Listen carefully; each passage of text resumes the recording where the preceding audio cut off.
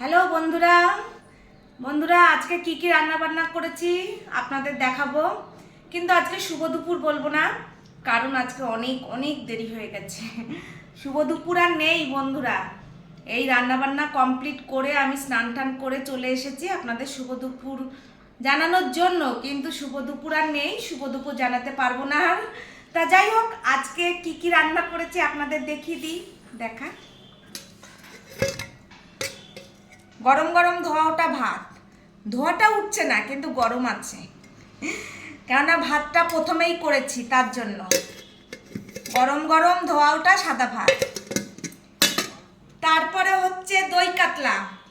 এই দই কাতলাটা দুদিন আগে আমার ছেলে খেতে চেয়েছে আমার কাছে, তা আজকে করলাম। আজকে রবিবার, কালকের পরীক্ষা, যাই হোক আজকে করলাম এই দই কাতলা।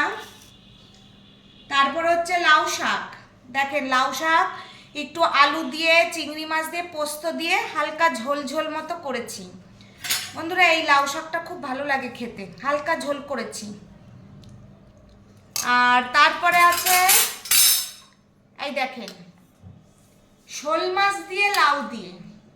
শোল মাছ আর লাউ আপনারা কারা কারা পছন্দ করেন কমেন্ট করে জানাবেন। আমার তো ভীষণ ভীষণ প্রিয় শোল আর লাউ। শোল মাছ দিয়ে লাউ দিয়ে করেছি। আর কালকে নিরামিষ ছিল, খেতে পারিনি, তাই তার আগের দিনে 2 পিস বাটা মাছ ছিল, এই নামিয়েছি, এই খাবো আজকে, এই খাওয়া দাওয়া। আর এই লাউ শাকটা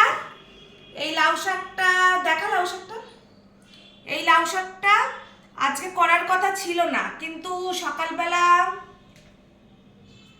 সকালবেলা আমাদের একজন দাদা দিয়ে গেছে এই লাউ শাকটা।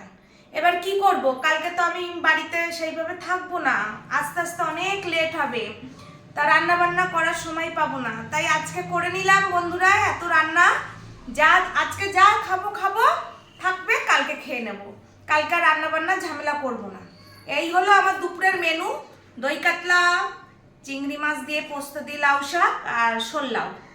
তাহলে বন্ধুরা শুভ দুপুর আর জানাতে পারছি না, তাহলে ভালো থাকবেন সবাই ভালো থাকবেন আর আমার ভালোবাসা নেবেন।